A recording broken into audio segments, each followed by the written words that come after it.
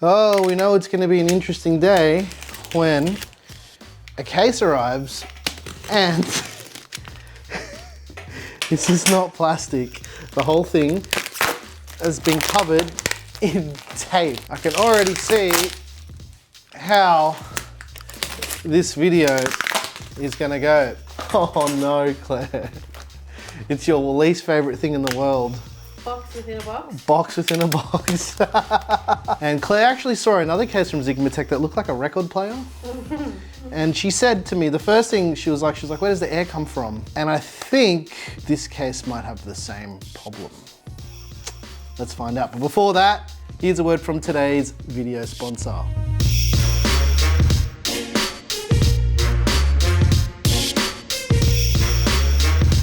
This video is brought to you by MSI and their new Radiator tri-band Wi-Fi gaming routers. Game and create on the latest 6 GHz band and enjoy interference-free Wi-Fi, capable of delivering up to 6600 megabits. Download, stream, and game like never before. Reduce network latency and enjoy optimized traffic with AI QoS automation. MSI AI QoS works in real time so you can focus on work without worrying about having enough speed. MSI ensures maximum hardware reliability and network stability through the use of a premium heatsink, which works to keep the temperatures down and to keep you online. Equipped with a 1.8 GHz quad-core ARM processor, unleash the full support of Wi-Fi 6 features such as beamforming. Learn more about MSI's latest Radiator tri-band gaming routers via the links in the video description. Here it is, ladies and gents. This is the Xigmatek Aqua Ultra. This is a case brand I haven't heard from in a long time. Let's start off with panel removal. When Xigmatek sent through the documentation for this case, they were like, hey, this is toolless. You don't need any tools to get into the case. You know why I'm using a screwdriver? Because it's so tight. 2 thumb screws, and then we just slide this panel back. These screws are also incredibly tight. They are captive thumb screws, which are nice. So there is that. Oh, that came out pretty nicely. This one I believe is toolless. Hey, no tools required, let's go. Ooh. Quickly, Xigmatek. I already know what you guys are thinking. Oh, 11 clone. I agree, but this is way worse. In terms of hard disk support, it supports up to 8 drives in total. You've got 4 3.5-inch spinning rush drives in these cages here, as well as 2 per side. But I want to circle back to something. One thing I saw when I looked at the documentation and when I pulled this panel off, and I thought this had to be a joke, right? I'll put this back on and I want you guys to see if you can tell me what's wrong with this. Where does the air go? There's no way for the air to escape that chamber at the top. What? It's not all bad though, because if we take a look at the top I/O, we've got USB Type-C, 2 USB 3.2 ports, we've got a microphone, headphone jack, 2 USB 2.0s, the RGB control button, reset button, and a power button. As far as I/O, that's not too bad. The case has 7 pre-installed addressable RGB fans. However, the fans are using a proprietary connector. Yep. Because for fan and radiator support, 360mm rad at the bottom if you wanted to, 360 on the side, 360 at the top. For a top panel like this, I think they probably should have thought about maybe doing 280mm support at the top as well. There is lots of space up here, so I don't know why they haven't done that, but I guess you could drill your own hole. Another thing I wanted to mention is the fact that it does support vertical GPUs, which is nice, without the use of any type of bracket. You can just use a riser cable, because if we loosen the screws around the edge of the rear PCIe cutout, you can rotate this whole assembly this way for vertical GPU mounting. Now, the reason why I like stuff like this is you've got a lot of different offsets if they allow you to do this. The one problem I have is, I wonder if we can capture this on video, Claire. Look at this screw right here. Someone's put the wrong size screwdriver head in it, and it's all mangled from the factory. Trying not to be too picky, because you know how many cases we cover here, but this is not looking good, guys. What is it? Give me a sec. Claire, what was the thing that you thought would be funny? Molex. Well, my love. No. Molex. No. It's 2023. Why the fuck are we still using this thing? I thought we were past this like 10 years ago. Come on. Got an RGB controller that comes with it for the proprietary fan connectors. This also does fan speed, but... Stop. Oh, I really wanted to like this case. I mean, it's cool, I suppose. You could just use a remote control, but where's the IR receiver for the remote control? I think I know what it does. What does it do? It does this. When I press it, you disappear. Well, I didn't disappear, so. Yeah, so it doesn't work. It doesn't work. Oh, it's because you forgot to pull the plastic bit out. Oh. You know, that's what makes it work. Sorry, guys. It's not all bad, okay? This stuff is funny to me because I see so much of the stuff, but it does have addressable RGB pass-through from your motherboard for the controller, and it has connections for all of these proprietary fan connectors, as well as having an addressable RGB header to plug anything that you want to plug yourself into the controller. Anything else with 3-pin addressable RGB you can plug into the controller. That kind of leads into what I thought when I was looking at this case. I was like, it's got all these proprietary fan connectors. RGB for the RGB strip was a 3-pin addressable RGB, and I guess it makes sense now. I just find it so odd. It doesn't make sense to me. Why have they done this? In terms of motherboard support, the Aqua Ultra supports ITX up to eATX. With this little bracket, you attach this bracket to the edge, and it allows the motherboard support to be a little bit larger. This isn't as uncommon as you think. What is uncommon, there's no center peg to mount the motherboard, and all of the motherboard standoffs aren't installed by default. There's only 6 installed here. That's very odd. It just seems to be so many little quality control things with this case. In 2023, it's unacceptable. It's just not okay. Especially when we get to the part of the video where we talk about the price, that's gonna make it really unacceptable. We need to let these companies know that they can do better. Because Xigmatek, you guys can do better than this. I know you can. This ain't it. Pour the washing machine on silent so I can film more. Yeah, because the other one caught fire.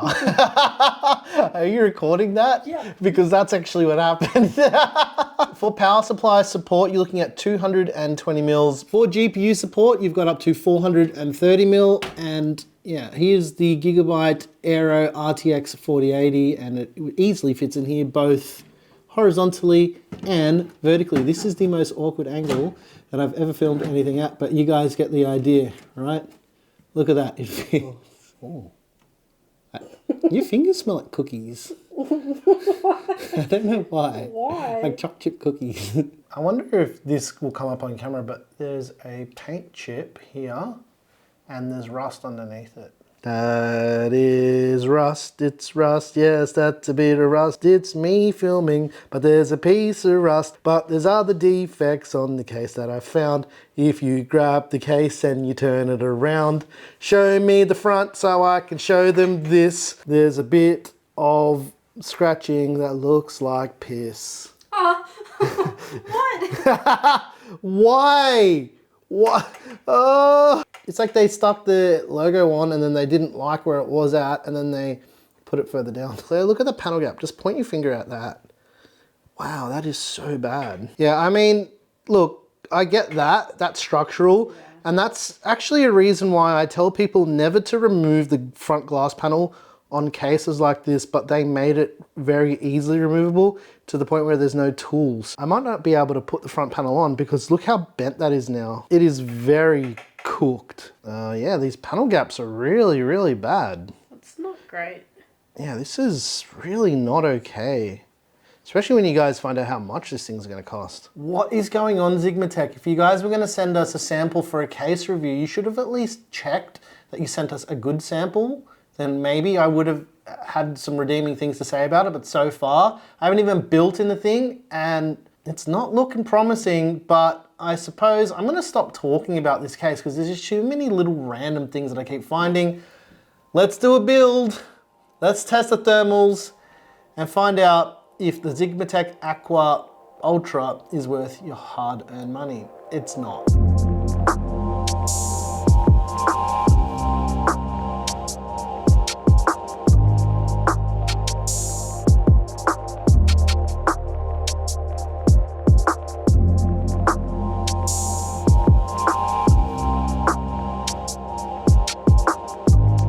I've only just put the motherboard in and I've had to stop the video here because if you look carefully, these screws that hold the hard disk cages in go through into the back of the motherboard tray, and if your motherboard has a back plate on it, you won't be able to fasten it. Look how ridiculous that is.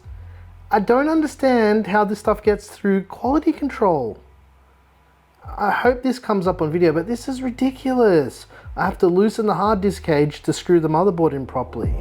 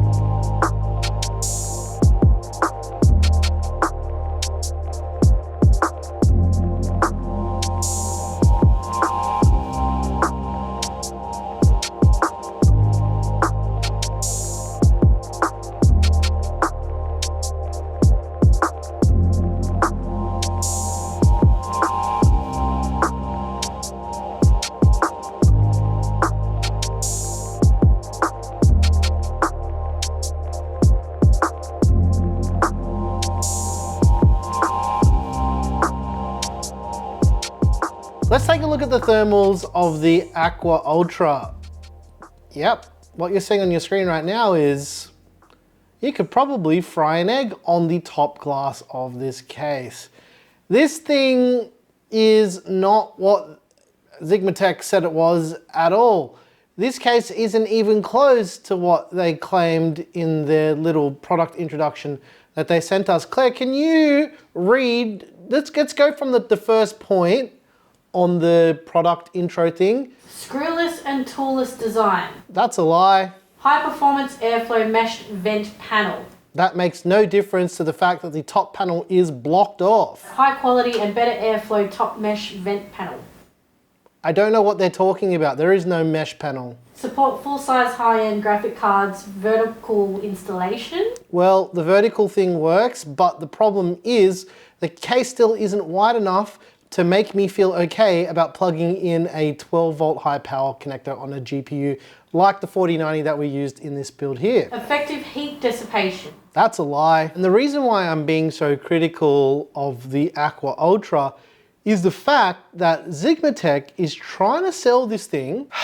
Are you ready, guys? Are you ready? Everyone ready? Ready. They're saying between 169 or 199 US dollars. If this case was made by someone like Montech, they would classify this as one of their budget-focused cases, right? Because the build quality isn't worth $199 in this case. I wouldn't even pay $99 for this case with the included fans. The build quality is so bad. There's so many oversights with everything in this case. There's no cable management whatsoever. In fact, plugging the EPS power cable into the top of the motherboard was almost impossible to feed the second cable through because the gap between where that cutout is and when the power supply is installed is so small, it doesn't make sense. There's just too many oversights. One of the things that I showed through building with the hard disk cage having really long screws, and it would almost touch any normal motherboard. Luckily, this one had a back plate, and even with that, I had to loosen it up. The fact that the RGB controller uses this little remote here.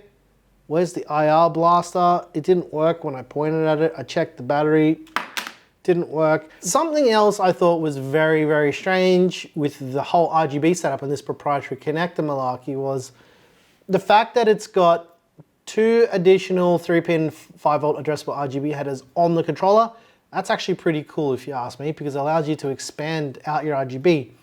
Except for the fact that, oh, that's right, the RGB on the third fan that I put at the top doesn't work. It doesn't support as many addressable RGB channels as it should. I don't even think it lights up the whole fan of this fan in the middle. So I don't know how they didn't test this stuff. It doesn't make sense. How can you release a product and just not test anything? Here's something else with the controller I thought was a little bit funny. It's got 8 ports for connecting their proprietary fans or whatever, but the case supports 10 fans. Why wouldn't you make a controller that would support 10 fans? But I guess it makes sense considering it doesn't look like there's going to be anywhere to buy these fans individually, and if there is, which I could be wrong about, I wouldn't buy these fans anyway. Proprietary connector, and you can't daisy chain them. There's so much cabling in the back, it's crazy. At least if you're trying to copy the O11, copy it good. Don't copy it worse than the O11 and try and charge more money than an O11 and justify it by saying, hey, we've got included fans. Yeah, who cares? 7 included fans or whatever it is. The fans use a proprietary connector. Where do you even buy additional fans if you wanted to get them anyway? Everything about this case is poorly thought out. They looked at an O11 Evo and they were like, hey, that's a cool looking case. Let's copy everything except make it worse. I do not want you guys to waste your money on this case. Do not buy this case, right? And if Xigmatek never sends us a case again, I would not be surprised because this is not okay. It is too much money. At $79, I would let it slide, but at $199 US, this is not okay. Do not buy this case. Repeat, do not buy this case. Now, Xigmatek, if you watch this video, which I guess you probably will watch it in the future or whenever it is this video comes out, take what I'm saying as constructive criticism. Actually research what's going to fit in a case before just making a glass box that looks cool. Because if I'm being honest, with this thing loaded up with hardware, it looks pretty sick. Looks are only one thing. You need to back it up with performance, and this case does not perform. And that's it, ladies and gents. If you like this video, yeah, hit the like button. If you thought it was hilarious, let us know what you thought was really weird about this case. And I hope you guys enjoyed this bit of a different format. When I looked at this case initially, when I saw stuff at Computex and whatnot, I knew that this was just going to be a bad case. And I'm surprised that Xigmatek thought it was okay to send us a case in this state. Like, at least if you're going to send us a case for review, make sure it's perfect. So we have little to nothing to say about the quality, because there's even things like fingerprints on the inside glass panels from brand new, and just like little things that just don't make sense to me. I'm sorry, guys. Anyway, hope I didn't waste your time. Once again, thank you so very much for watching. I'm your very confused boy Nick with Gear Seekers. You peek, we seek, and hopefully next time Xigmatek can do better because we deserve better. Thanks for watching.